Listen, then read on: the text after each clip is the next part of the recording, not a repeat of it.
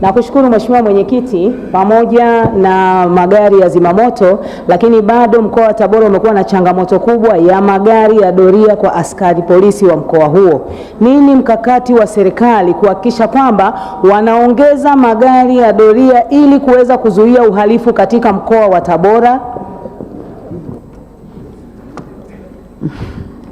Mheshimiwa Waziri, na hilo ni swali la Jeshi la Polisi. Kama unayo majibu sawa, lakini kama hakuna, Mheshimiwa Hawa lete kama ni swali la msingi.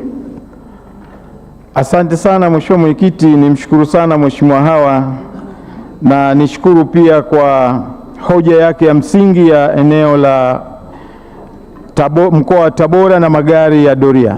Mheshimiwa Mwenyekiti, napenda kumwarifu Mheshimiwa Hawa kwamba serikali kupitia Jeshi la Polisi linaendelea kuimarisha kwa kuwapatia vifaa mbalimbali vikiwemo magari mbalimbali ya doria.